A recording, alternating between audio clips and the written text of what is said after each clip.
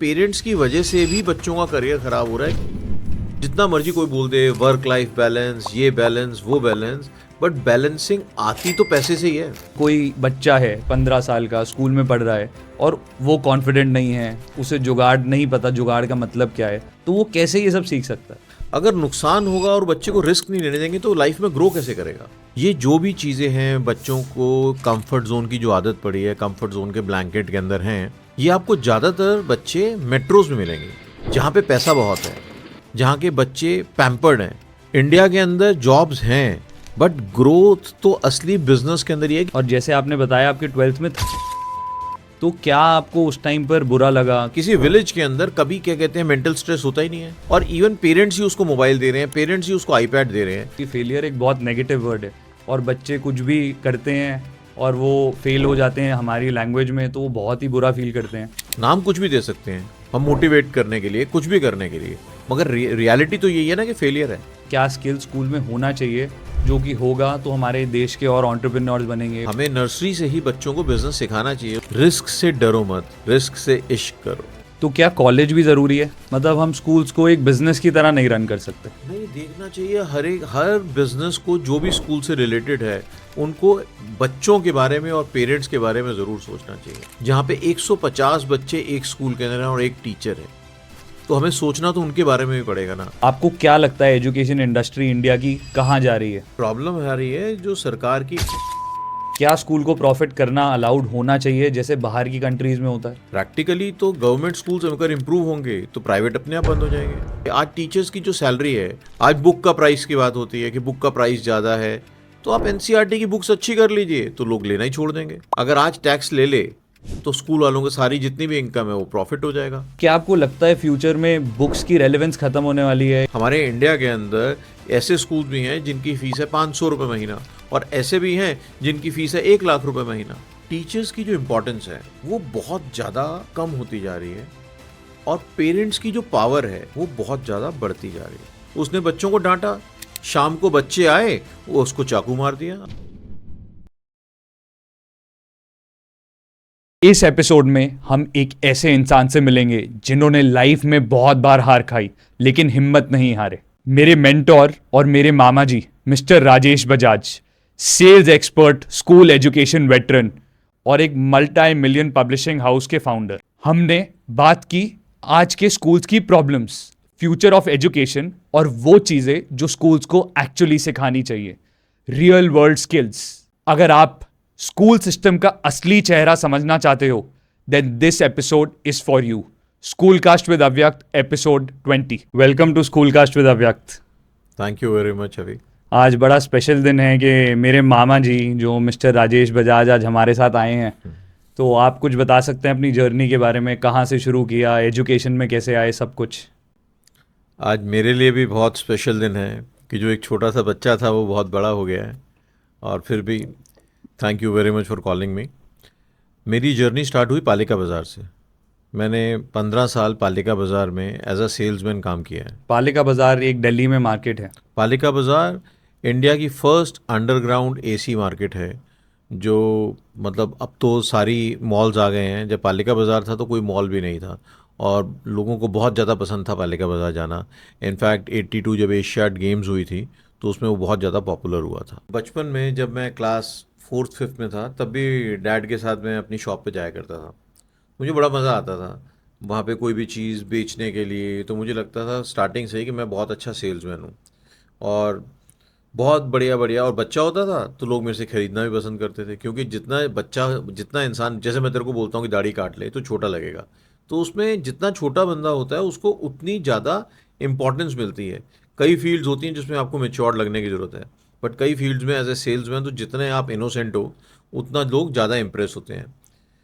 तो हमारा business brass fair का था, तो हम उसके अंदर मुरादाबाद से सामान लाते थे।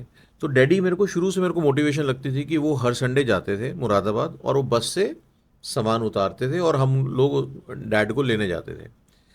मगर वो बिज़नेस भी ख़त्म हो गया, ईरान और इराक की लड़ाई हो गई तो बिज़नेस ख़त्म हो गया। फिर मैंने स्टार्ट किया बिज़नेस क्लोथिंग का। तो क्लोथिंग के अंदर तब रशियंस बहुत आने स्टार्ट हो गए।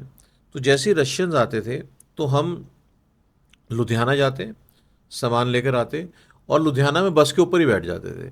बस के ऊपर बैठते, लेकर आए और रात को ही जैसे बस पहुंची या सुबह 4-5 बजे तो हम इनके होटल्स चले जाते थे। यहाँ पे एक राजदूत होटल है, उसमें ये स्टे करते थे।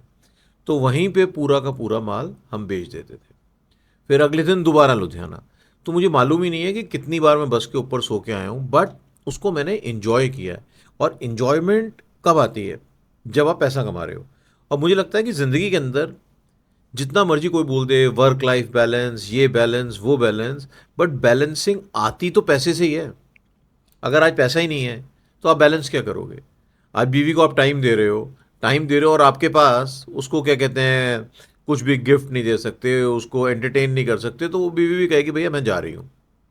बी इनफैक्ट वाइफ तो दूर की बात है, आज बच्चे की भी एक्सपेक्टेशन क्या है, आप उसको भी पैसा चाहिए। तो हर एक पैसे के बिना कुछ नहीं है। जब आपके पास पैसा बहुत आ जाए उसके बाद वर्क लाइफ बैलेंस है। और आज हमारे कंट्री में और ये खासकर मेट्रोज में सबसे हर जगह एक ही बात बताई जा रही है, work life balance, work life balance. भाई वर्क लाइफ बैलेंस तो कर लो, बट पहले पैसा तो कमा लो। अगर पैसा ही नहीं है तो करोगे क्या? तो ऐसे ही क्लोथिंग का स्टार्ट किया, इसके अंदर ये बंद। फिर रशियंस के साथ एक इंडिया में बीमारी आई, प्लेग। प्लेग आई तो रशियंस आने बंद हो गए, तो वो भी ख़त्म हो गया। उसके बाद हमने इलेक्ट्रॉनिक स्टार्ट किया। इलेक्ट्रॉनिक्स के अंदर मेरा एक फ्रेंड आया, इंदर मलिक। तो उसने कहा कि सीडीज़, हमें एजुकेशनल सीडीज़ बनानी है, मुझे बनानी आती है, मेरे पास फ्लैश की टीम है। तो हमने फ्लैश एनिमेशन सीखे और सीडीज़ बनानी स्टार्ट कर दी। बट एंड में सीडीज़ की पायरेसी होने लगी तो वो बिज़नेस हमें बंद करना पड़ा। और बहुत ही मुश्किल था, क्योंकि स्कूल्स के अंदर सीडी इम्प्लीमेंट करना, एक सीडी देंगे, वो डाउनलोड कर लेते और सारे बच्चों को पढ़ा देते। तो बहुत प्रॉब्लम हो गई। तो मैं बीच में एस चांद से मिला। तो एस चांद में हिमांशु जी हैं, तो उन्होंने मेरा इंटरव्यू लिया, साथ में एक अतुल निश्चल जी थे। तो इनका एक प्रोजेक्ट था उत्तराखंड के अंदर, वर्ल्ड बैंक का, 7 करोड़ का। तो ये वो कंप्लीट नहीं कर पा रहे थे। तो इसमें इनको एक एजुकेटेड व्यक्ति नहीं चाहिए था, इनको एक प्रॉपर जुगाड़ू आदमी चाहिए था। तो जो जुगाड़ू, और मेरे को गॉड गिफ्टेड है जुगाड़ करना।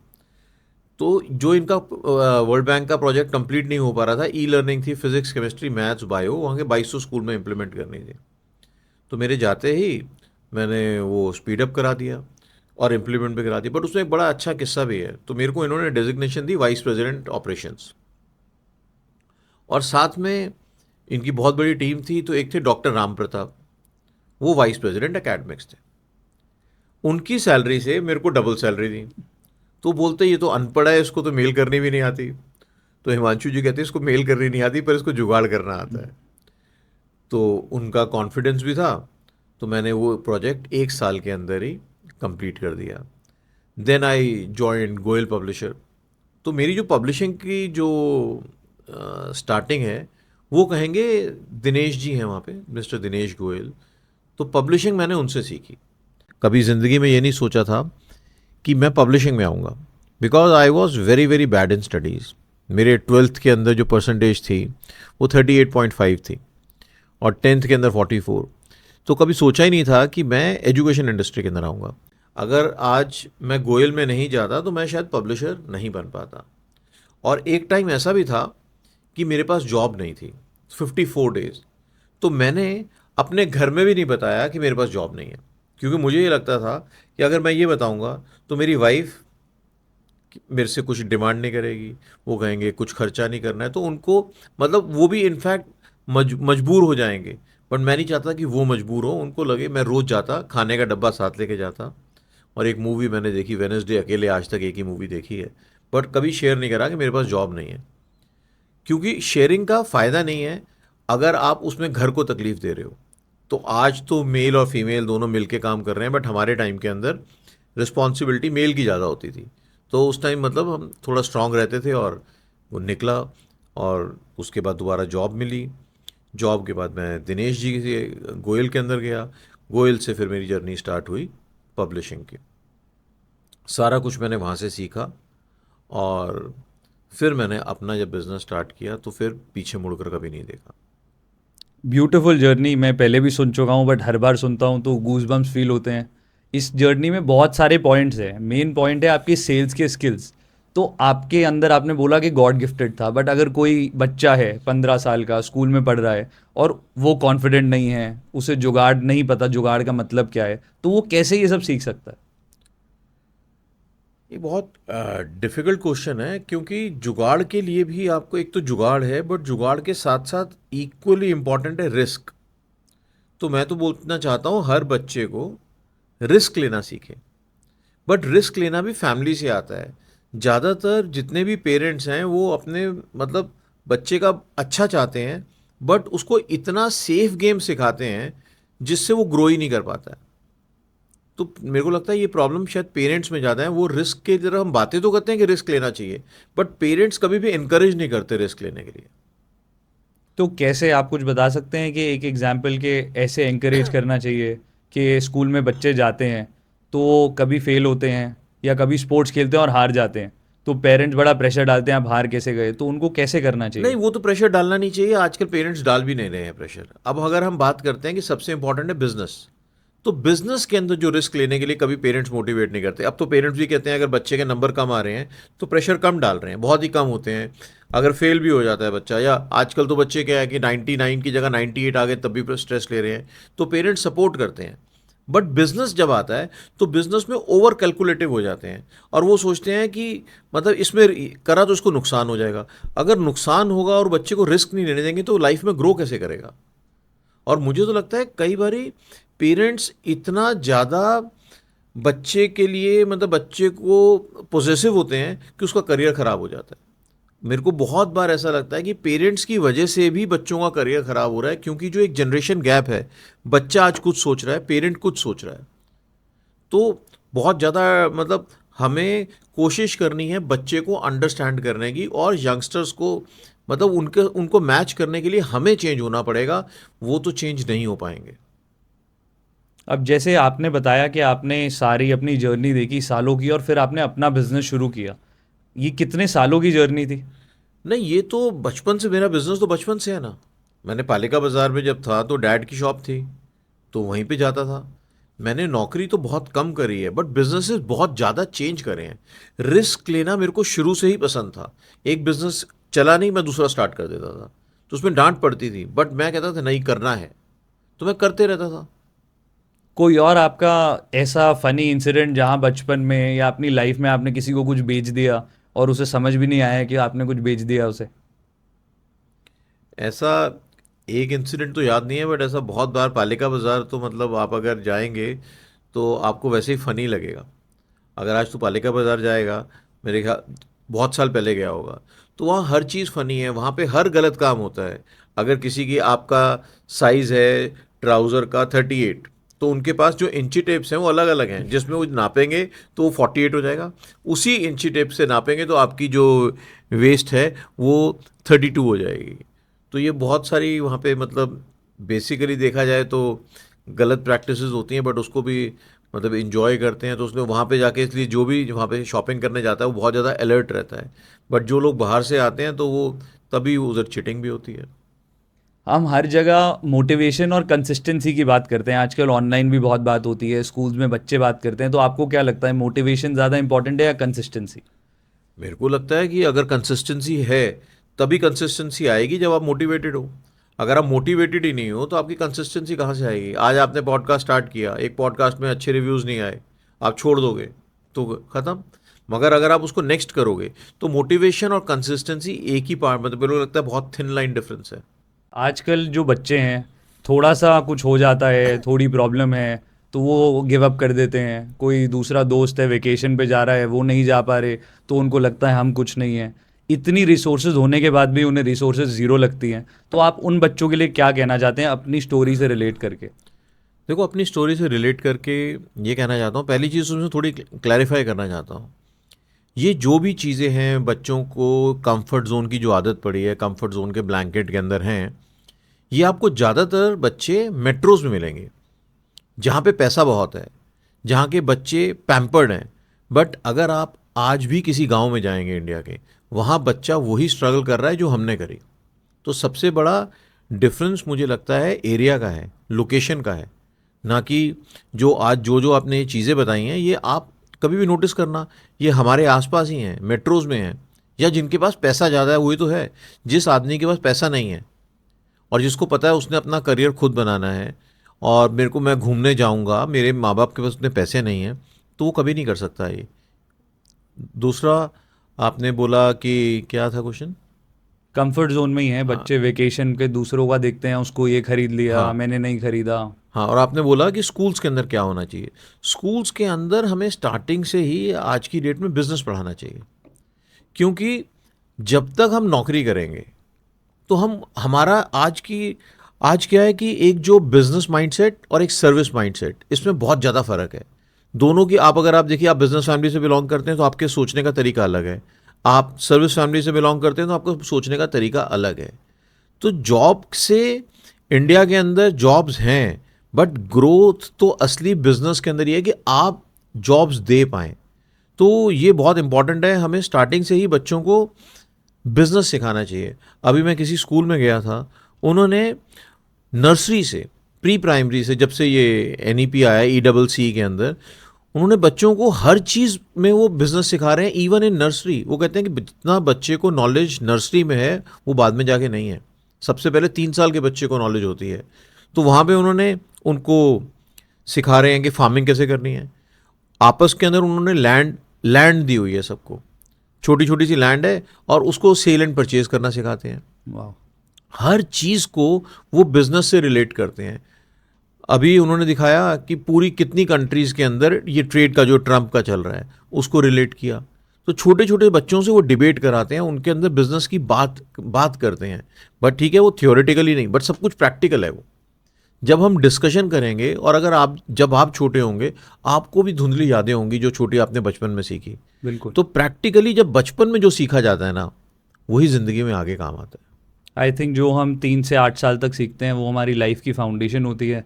और जैसे आपने बताया आपके 12th में 38% आए थे, तो क्या आपको उस टाइम पर बुरा लगा? क्योंकि अब हम इस बारे में बात करते हैं कि 4 अलग टाइप की लर्निंग होती है, कोई सुनकर सीखता है, कोई बुक से सीखता है। उस टाइम पर तो सिर्फ मार्क्स ही होते थे और तो किसी को पता नहीं था। तो क्या आपको बुरा लगा या आपको कैसा लगा? सच्चाई तो ये है, मेरे को बिल्कुल बुरा नहीं लगा, क्योंकि मुझे तो पास होने की उम्मीद नहीं थी।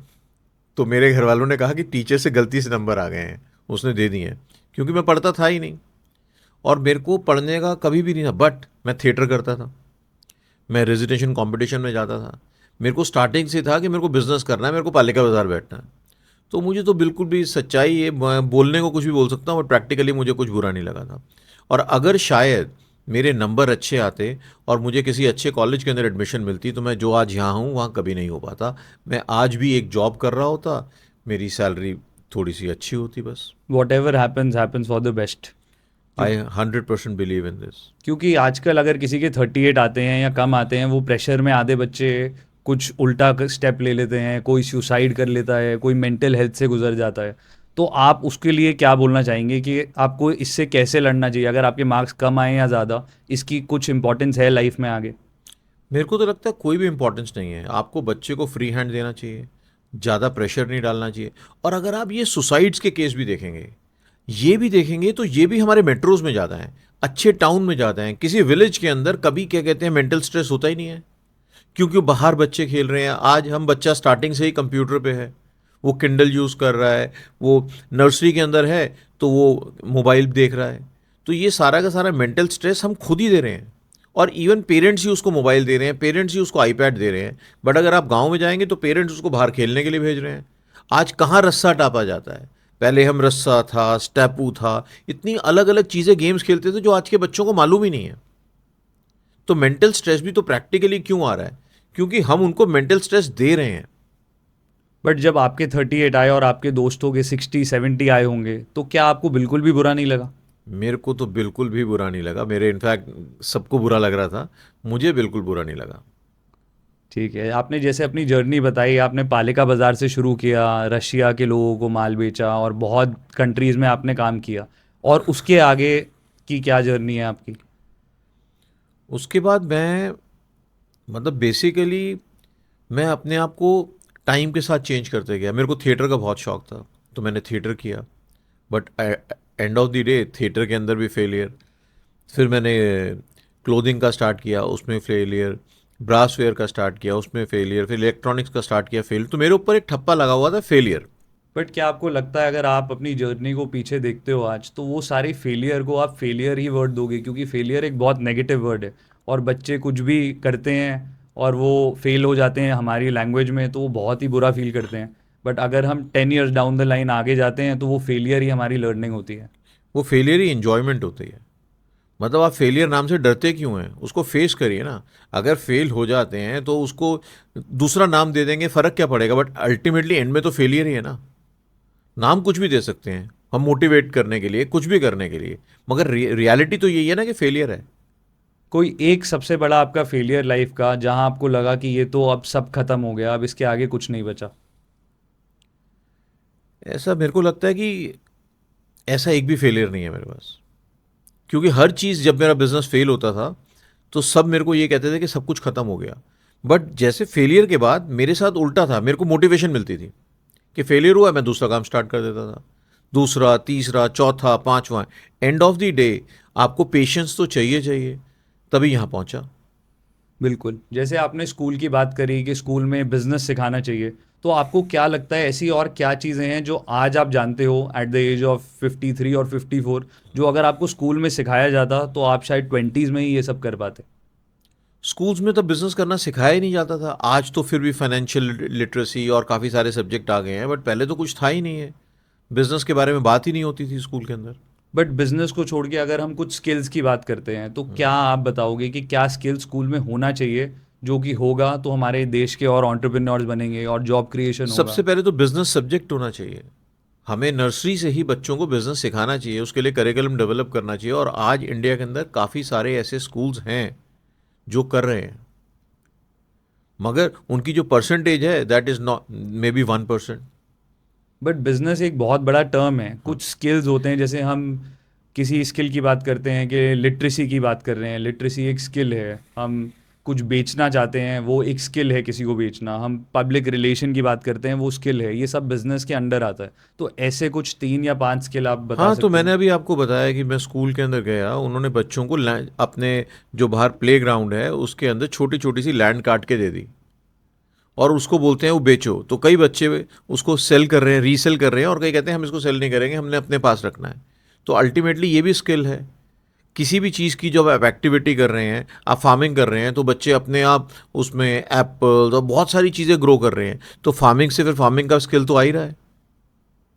बट जैसे आप अपनी ऑर्गेनाइजेशन में भी फ्रीक्वेंटली बात करते हैं सेल्स की, रिस्क टेकिंग की और लॉन्ग टर्म थिंकिंग की, तो क्या हमें ये सब स्कूल में पढ़ाया जाता है? बिल्कुल, स्कूल के अंदर हमारे जो रिस्क टेकिंग चीज़ नहीं पढ़ाई जाती है।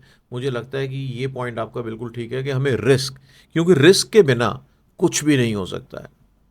तो रिस्क तो लाइफ में हर, मैं तो ये बोलता हूँ, चाहे वो जॉब कर रहा है, चाहे बिजनेस कर रहे हैं, चाहे कुछ भी कर रहे हैं, रिस्क तो लेना ही चाहिए।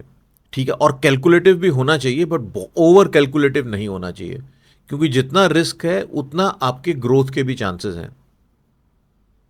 और आप कुछ बोलना चाहेंगे जो बच्चा स्कूल में है और आज एक कुछ बिजनेस शुरू करने वाला है या उसका मन है करने का, तो उसके लिए कुछ 2 लाइन मोटिवेट करने के लिए? 2 लाइन मोटिवेट करने के लिए तो यही है, मेरे को लगता है रिस्क लेना इज़ वेरी इंपॉर्टेंट। रिस्क से डरो मत, रिस्क से इश्क करो, और रिस्क के बिना कुछ नहीं होता। जैसे आपके 12th में 38 आए और उसके बाद आप कॉलेज नहीं गए, तो क्या कॉलेज भी ज़रूरी है? बहुत ज़रूरी है कॉलेज। कॉलेज बहुत इंपॉर्टेंट है। मेरी सर्कमस्टांसेस डिफरेंट थे, बट जितना कॉलेज में एक्सपोजर मिलता है स्कूल से बिल्कुल डिफरेंट होता है। तो कॉलेज जाना is very very important. But ऐसा क्यों आप बोलते हैं जबकि आपने कॉलेज नहीं किया है? मैंने कॉलेज ये नहीं कह सकते नहीं किया है, मैं थोड़ा टाइम गया हूँ, बट मेरे कुछ फैमिली सर्कमस्टांसेस ऐसे थे कि मुझे कॉलेज, मैं नहीं गया बाद में। बट स्टार्ट दिल तो करता ही है हर एक बच्चे का कॉलेज जाने का, स्कूल के अंदर स्कूल ड्रेस में आना है, कॉलेज के अंदर लिबर्टी मिलती हैं, बहुत मज़ा आता है। और आपने एजुकेशन में जैसे बताया, you have been in education for more than 15-17 years, तो आपने कुछ ऐसा ऑब्जर्व करा हो या कुछ आप बताना चाहेंगे स्कूल्स ये चीज़ नहीं करनी चाहिए स्कूल्स को? मेरे को लगता है कि स्कूल्स को जो नहीं करना चाहिए, स्कूल्स को, जो आज एजुकेशन इंडस्ट्री में सबसे बड़ी प्रॉब्लम है स्कूल्स की, बोलना नहीं चाहिए। मतलब हम उसको प्योरली बिजनेस नहीं लें। बिजनेस है, एजुकेशन इंडस्ट्री सब बिजनेस है, ये प्रैक्टिकली बात है, बट हम सिर्फ उसको स्कूल इंडस्ट्री में स्पेशली हर चीज़ को बिजनेस नहीं लेना चाहिए। जब तक हम लॉन्ग टर्म नहीं सोचेंगे तब तक हम अच्छे बच्चे प्रोड्यूस नहीं कर पाएंगे। मतलब हम स्कूल्स को एक बिजनेस की तरह नहीं रन कर सकते। बिजनेस की तरह ही कर रहे हैं, बट प्योरली बिजनेस की तरह नहीं कर सकते, उसमें थोड़ा सा तो हमें ह्यूमन बनना पड़ेगा, क्योंकि सवाल बच्चों का है। अगर हम हर चीज़ के अंदर ये कैलकुलेट करेंगे कि इसमें बिजनेस कैसे करेंगे, मतलब पैसा प्रॉफिट कहाँ से आएगा, तो अच्छी एजुकेशन नहीं दे पाएंगे। और आपने इतने सारे स्कूल्स देखे हैं इंडिया में भी बाहर भी, तो आपका सबसे सरप्राइजिंग स्कूल एक्सपीरियंस जो आप देख के शॉक हो गए हो कि क्या ये भी पॉसिबल है? अभी स्कूल्स तो बहुत देखे हैं, बट अगर मैं ऐसे किसी का नाम लेता हूँ तो शायद। नहीं, नाम लिए बिना कि कुछ एक्सपीरियंस हुआ हो स्कूल में ऐसा। हाँ, अभी मैंने जो देखा स्कूल, नाम भी ये है कि प्रोमिथियस है, मिस्टर मुकेश शर्मा है। तो उनका स्कूल मुझे देख के बहुत ही ज़्यादा अच्छा लगा, जिस तरीके से उन्होंने इंफ्रास्ट्रक्चर है, and he is not a pure businessman. वो बिज़नेस को देख ही नहीं रहे हैं, सिर्फ बच्चों से इतना ज़्यादा प्यार करते हैं, और जो भी लेटेस्ट चीज़ें हैं वो उनके पास हैं, बीट बी रोबोटिक्स या स्पोर्ट्स इंफ्रास्ट्रक्चर की बात करते हैं, तो उनका विजन ये है कि मुझे ओलंपिक्स के अंदर बच्चों को भेजना है। और जो वो कहते हैं मेरा चैलेंज ये है कि मैंने प्रोड्यूस करना है यहाँ से स्विमिंग के अंदर, शूटिंग के अंदर। तो उनका ये टारगेट है, बिल्कुल डिफरेंट लगते हैं। और वो एक जो कोटेशन है, winners don't do different thing, they do things differently, I think he is following that. अब जैसे आप स्कूल के लिए, आप स्कूल एक बिजनेस है जो स्कूल के लिए चीज़ें प्रोवाइड करते हैं, आप स्कूल के लिए बुक्स पब्लिश करते हैं, ऐसे बहुत सारे बिजनेसेस हैं जो इंडिया के स्कूल्स के लिए अलग अलग चीज़ें प्रोवाइड करते हैं। तो उनको कैसे देखना चाहिए? क्या उनको भी कुछ एक अलग एंगल से स्कूलिंग वाला बिजनेस देखना चाहिए, या उनको नॉर्मल तरीके से ही रन करना चाहिए? नहीं, देखना चाहिए। हर बिजनेस को जो भी स्कूल से रिलेटेड है, उनको बच्चों के बारे में और पेरेंट्स के बारे में ज़रूर सोचना चाहिए। और हमारा इंडिया के अंदर आपको best of the best school हैं, but worst of the worst भी हैं। इंडिया में एक स्कूल के अंदर 40 बच्चे हैं एक क्लास में, और मैं खुद देख कर आया हूँ, बहराइच एक जगह है जहाँ पे 150 बच्चे एक स्कूल के अंदर हैं और एक टीचर है। तो हमें सोचना तो उनके बारे में भी पड़ेगा ना। अगर आज हम दिल्ली के स्कूल के बारे में सोचेंगे, अच्छे अच्छे स्कूल्स के बारे में सोचेंगे, तो कंट्री कभी ग्रो नहीं कर पाएगा। नॉर्थ ईस्ट के अंदर आज भी ऐसी जगह है जहाँ पे 12 किलोमीटर दूर स्कूल है, तो मदर बच्चे को लेकर जाती है, फिर वहाँ पे बैठी रहती हैं, जब स्कूल का छुट्टी होती है तो उसके बाद वो वापस लेके जाती है। तो हमें सोचना तो उनके बारे में भी पड़ेगा। अब जैसे हम सिर्फ स्कूल की बात करते हैं, स्कूल एजुकेशन की, इतने साल स्कूल एजुकेशन में लगाने के बाद, हज़ारों स्कूल देखने के बाद, आपको क्या लगता है एजुकेशन इंडस्ट्री इंडिया की कहाँ जा रही है? एजुकेशन इंडस्ट्री तो इंडिया की बहुत ज़बरदस्त ग्रो कर रही है, बट इसमें प्रॉब्लम आ रही है जो सरकार की इंटरफेरेंस है। बहुत ज़्यादा इंटरफेरेंस है वो हर चीज़ के अंदर, चाहे वो बुक्स हैं, चाहे वो एडमिशन्स हैं, तो उसके अंदर वो एक रेगुलेटरी बॉडी लाना चाहते हैं, जो अच्छा नहीं है। क्या जैसे हमारे इंडिया में एक स्कूल को प्रॉफिट करना अलाउड नहीं है, क्या स्कूल को प्रॉफिट करना अलाउड होना चाहिए जैसे बाहर की कंट्रीज़ में होता है? बिल्कुल होना चाहिए। इंडिया के अंदर गवर्नमेंट स्कूल्स को इम्प्रूव करना चाहिए। सारे जो बच्चे हैं, आज हम ज़बरदस्ती उन बच्चों को प्राइवेट स्कूल्स के अंदर एडमिशन दिलाते हैं, आरटीई के अंदर या ईडब्ल्यूएस के अंदर। बट प्रैक्टिकली तो गवर्नमेंट स्कूल्स अगर इम्प्रूव होंगे तो प्राइवेट अपने आप बंद हो जाएंगे। बट स्कूल्स को प्रॉफिट करना क्यों अलाउड नहीं कर रही है गवर्नमेंट, और क्यों करना चाहिए? आपको क्यों लगता है कि स्कूल्स प्रॉफिट करेंगे तो इंडियन एजुकेशन बेटर होगा? स्कूल प्रॉफिट करेंगे तो वो best of the best practices लेकर आएंगे। आज कई जगह पर तो उनको वो प्रॉफिट नहीं है और वो पैसा नहीं है, तो वो वर्ल्ड की बहुत अच्छी जो चीज़ें हैं वो नहीं ला पाते।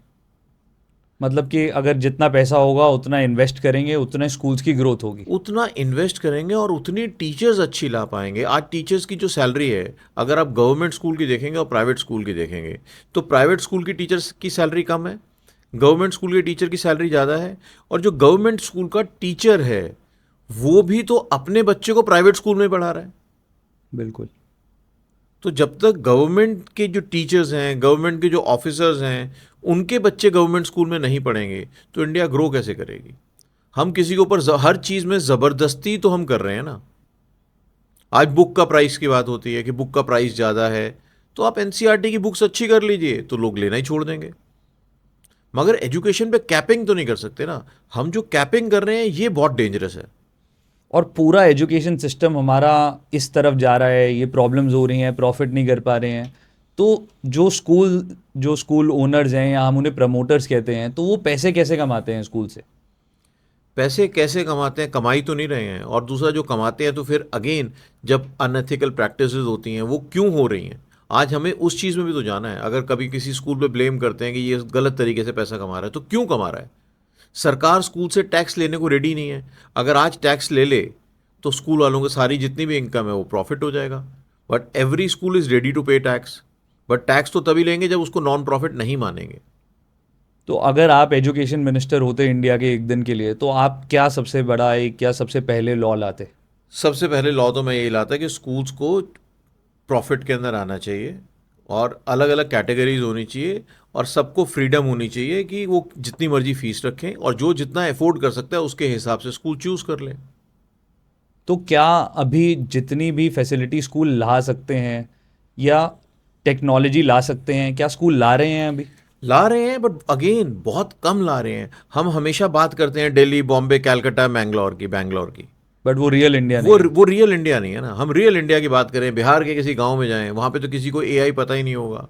आज हम यहाँ पे ECC की बात करते हैं, तो गाँव की कई टीचर्स होंगी जिनको इसकी फुल फॉर्म नहीं पता होगी।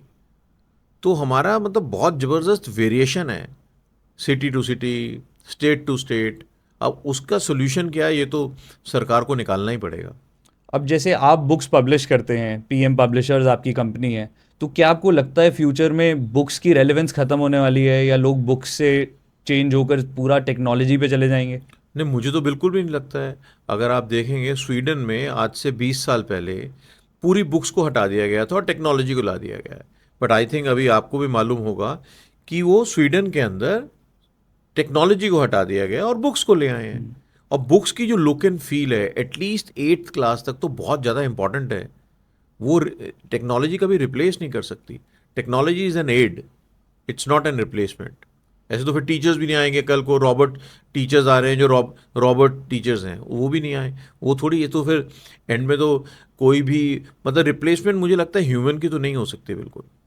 अब जैसे स्कूल्स का हम फ्यूचर की बात करते हैं, ये तो हमने बात कर ली कि फॉर प्रॉफिट करना पड़ेगा, तो आप कैसे इमेजिन करते हैं बुक्स होंगी या फ्यूचर में स्कूल्स कैसे दिखेंगे टेक्नोलॉजी के साथ और जो भी सारी फैसिलिटीज़ हैं उसके साथ? बहुत अच्छे दिखेंगे। अगेन फिर दोबारा डिपेंड करता है कौन सी सिटी है, कौन सा स्कूल है, कितना बजट है, क्योंकि टेक्नोलॉजी की भी तो एक कॉस्ट है। आज आप सिंगापुर में जाएंगे, हमारा इंडियन CBSE स्कूल ही है, उसके अंदर सारे रॉबोट्स हैं। बट क्या हम इंडिया में अफोर्ड कर सकते हैं? दिल्ली में तो हम कर लेंगे, बट किसी विलेज के अंदर कहाँ से अफोर्ड करेंगे? हमारे इंडिया के अंदर ऐसे स्कूल भी हैं जिनकी फ़ीस है 500 रुपये महीना, और ऐसे भी हैं जिनकी फ़ीस है 1 लाख रुपये महीना। तो वेरिएशन बहुत ज़्यादा है। अब जैसे हमने सारे स्कूल्स की बात करी, इतने सारे स्कूल्स आपने देखे, आपकी इतनी लंबी जर्नी, तो आपको क्या लगता है कि आप 4,000 स्कूल में अपना प्रोडक्ट भी सप्लाई करते हैं, तो आपको क्या लगता है एक प्रॉब्लम जो स्कूल्स में चेंज होनी चाहिए? मुझे जो सबसे बड़ी प्रॉब्लम लगती है वो ये लगती है कि आज की डेट में टीचर्स की जो इम्पोर्टेंस है वो बहुत ज़्यादा कम होती जा रही है, और पेरेंट्स की जो पावर है वो बहुत ज़्यादा बढ़ती जा रही है। हमारे टाइम में टीचर हमें थप्पड़ मारता था या डांटता था तो हमारे पेरेंट कहते थे कि ठीक कर रहे हैं। मगर आज की डेट में अगर बच्चे को टच भी कर देते हैं तो वो एकदम से इतना हंगामा हो जाता है, और मतलब टीचर को निकाल भी देते हैं। तो ये मुझे लगता है कि बहुत किसी कोई गलत डायरेक्शन में जा रहे हैं, कि जिससे हमें टीचर्स को तो एम्पावर करना चाहिए। टीचर अगर बच्चे को डांट रहा है तो ठीक है, डांट रहा है, डांटना थोड़ी तो डांट पड़नी चाहिए। बट क्या आपको लगता है कि अगर कोई टीचर किसी बच्चे को पर हाथ उठा रहा है तो वो करना चाहिए? देखो, हाथ उठा रहा है, अब सिचुएशन क्या है, ये तो it all depend upon the situation, कि हाथ उठा रहा है क्यों उठा रहा है। कोई टीचर भी तो, आज हम एक केस देख लेते हैं कि टीचर ने ऐसा किया तो हम सारे समझ लेते हैं गलत है। अभी हरियाणा के अंदर एक प्रिंसिपल ने या टीचर ने, मैं रिकॉल नहीं कर पा रहा हूँ, उसने बच्चों को डांटा, थोड़ा सा डांटा, शाम को बच्चे आए, वो उसको चाकू मार दिया। अभी आपने सुना होगा। और चाकू ऐसा मारा, और उन्होंने उसकी वीडियो साथ में रिकॉर्ड करी कि वो मरना चाहिए। तो अब उस केस में आप बच्चों पे कैसे एक्शन लेंगे? हर चीज़ के अंदर ही हम मतलब टीचर्स को, प्रिंसिपल को, तो आज की डेट में हमने पावरलेस किया हुआ है। रिस्पेक्ट कहाँ रह गई है? पहले था मातृभवा, पितृभवा, उसके बाद गुरु गुरु भवा। आज की डेट में गुरु की इज्जत कर कौन रहा है? कुछ आप हर चीज के अंदर एक्सेप्शंस होंगे जो कर रहे हैं गुरु की इज्जत, मगर कहाँ कर रहे हैं आप? 90% केसेस में देखिए ना, टीचर्स की क्या वैल्यू रह गई है। वो बच्चे को डांटते हुए भी डरते हैं क्योंकि पेरेंट्स इतने ज़्यादा पॉजेसिव हो गए हैं। बट एक बैड एक्सपीरियंस से या 2 बैड एक्सपीरियंस से सारे टीचर्स को तो उसमें इंक्लूड नहीं कर सकते। बिल्कुल। तो आपको क्या लगता है कि टीचर्स को कैसे एम्पावर करना चाहिए और कैसे स्कूल्स अभी नहीं कर रहे हैं? देखो, मेरे को लगता है इसमें गवर्नमेंट से भी ज़्यादा पेरेंट्स को भी थोड़ा अंडरस्टैंड करना चाहिए। बच्चों को इतना ज़्यादा बच्चों के लिए पॉजेसिव ना हो कि उनका फ्यूचर ही बिगड़ जाए। अगर टीचर डांट रहा है तो डांटने देना चाहिए। कभी कभी गलती तो पेरेंट्स से भी होती है ना। कई बार हम अपने बच्चों को गलत तरीके से डांट देते हैं, तो टीचर से भी गलती हो सकती है। टीचर भी तो इंसान है। मगर हम इतना ज़्यादा करेंगे कि टीचर्स डरेंगे बच्चे को हाथ लगाते हुए, तो अल्टीमेटली बच्चे का ही फ्यूचर खराब हो रहा है, टीचर का नहीं हो रहा। बिल्कुल। अब जैसे हम बुक्स की बात करते हैं, तो आप कैसे देखते हैं कि अपनी बुक्स में आप क्या ऐड करना चाहेंगे, या फ्यूचर को देख के आपको क्या लगता है एक प्रॉब्लम है जो आपको चेंज करना है? भाई चेंज करना है। जैसे थ्योरी है, पहले थ्योरी को बहुत ज़्यादा महत्व दिया जाता था, अब प्रैक्टिकल को ज़्यादा दिया जा रहा है। तो हम भी कोशिश कर रहे हैं कि उसके अंदर प्रैक्टिकल एक्सपीरियंशियल लर्निंग हो। बट थ्योरी को हम जीरो नहीं कर सकते, because theory is also very very important. I think आपसे मैं बचपन से ही बहुत बातें करता हूँ, आपके साथ ट्रैवल करता हूँ, और आई थिंक आपसे मैं 100 घंटे भी नॉन स्टॉप बातें कर सकता हूँ, तब भी सीखने को बहुत कुछ मिलेगा, लाइफ के बारे में, सेल्स के बारे में और स्कूल एजुकेशन के बारे में। बट बाकी बातें हम अपने अगले एपिसोड के लिए करेंगे। Thank you so much for being on school cast. It was my honour to have you. बस मैं लास्ट में एक बात बोलना चाहता हूँ जो सबको फॉलो करना चाहिए। मैंने बचपन के से ही फॉलो किया है कि जब भी मैं किसी जगह प्रॉब्लम में आ जाता था, मैं छोटा सा था, आई थिंक 7-8 साल का, तो मैं प्रेम चोपड़ा साहब का एक शेर सुन रहा था। और ये मुझे लगता है कि ज़िंदगी में, मतलब इससे तो मैं बहुत बार मोटिवेट हुआ हूँ और इससे काफ़ी लोगों, मतलब मेरे को लगता है चीज़ें चेंज होती हैं। वो ये है कि हर एक किसी को मोटिवेटेड रहना है और हिम्मत नहीं हारनी चाहिए। क्षमा बुझ जाए तो जल सकती है, क्षमा बुझ जाए तो जल सकती है, कश्ती हदे तूफान से गुजर सकती है। क्षमा बुझ जाए तो जल सकती है, कश्ती हदे तूफान से गुजर सकती है। मायूस ना हो, राह न बदल, तकदीर किसी वक्त भी बदल सकती है। ये हर बच्चे को समझना चाहिए। Thank you very much. Thank you.